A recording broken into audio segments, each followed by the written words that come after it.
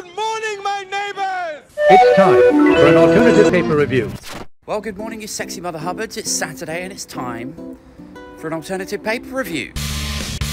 First up to the Daily Star this morning, who lead with this world-exclusive Queen pinned to bed by ghost. Right, okay. First off, she's not the Queen. We all know that. Second, I really hope it was Diana. Let's move on. Over to the Sun now. Phil, I was thrown under the bus. No, you weren't, Phil.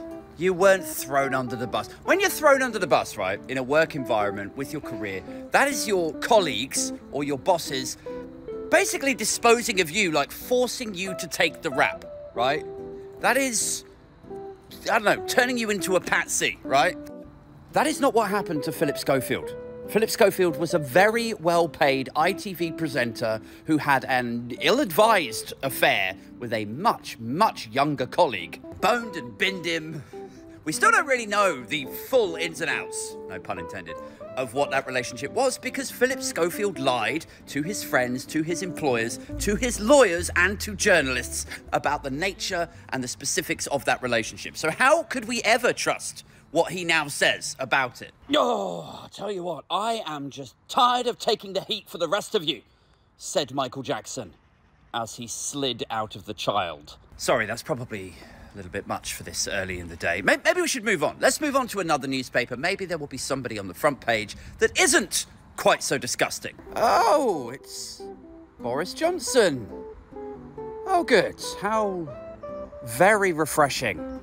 This is, of course, the Mail, Boris Johnson's newspaper, with whom he works. You know, he's contracted on £1 million a year to churn out these ridiculous articles every Saturday. Anyway, what they're doing is cutting up chunks of his upcoming book, which is being released just in time for the Christmas market, where relatives who hate their other relatives will go ahead and buy his book and give it to them as a gift. And may I just say, you know, if you were looking for a present for your brother or sister or mother or father or whatever, if they are partial to books of lies, and if they already have a Bible, then this could really tick the box for them. Anyway, yes, this story is where he's saying, you know, there was a night in COVID where I was in intensive care and I was, I was worried if I went to sleep, I might not wake up again. Very, very scary stuff. Although I personally believe, and you can call me a tinfoil hat crazed lefty loony if you like, but I personally believe that whole thing was significantly overamped. You know, there was a journalist who did a sort of, half expose about that whole thing. It was about a year ago, maybe 2 years ago now. He was like, there's no actual evidence that he had severe COVID.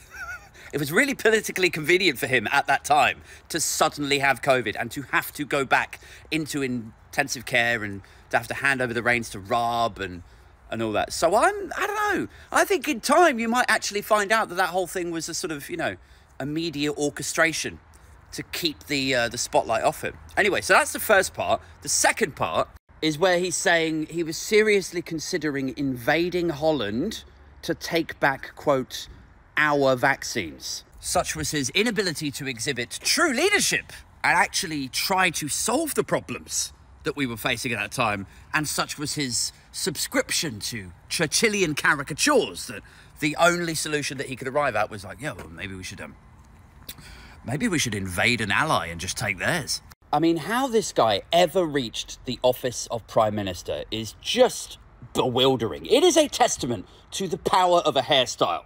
His silly blonde ruffled hair propelled him to professional heights in a way not seen since Jennifer Aniston's Rachel hair bob in the 90s.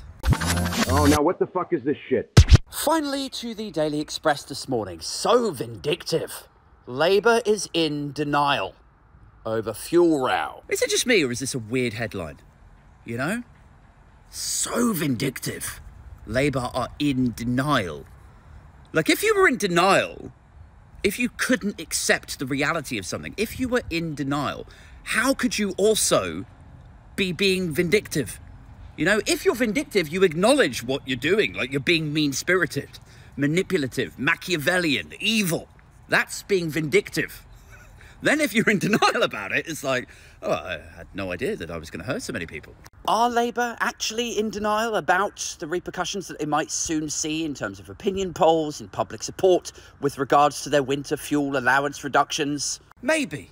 Yes, maybe it's possible. They are in denial. And maybe things will get really, really bad for them. And they'll just have to, take the heat for it, won't they? They'll have to take responsibility for their actions.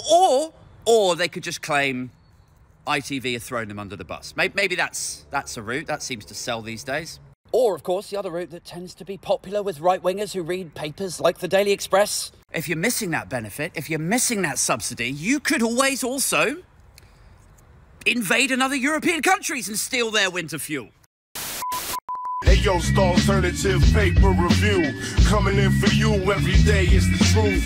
Roasting the Tories, bring you the stories. A. Thompson talking blue in the room. Dude in the shed, big ears with a brew. Drunk off his head, it appears had a few. Age 42, saying what's new.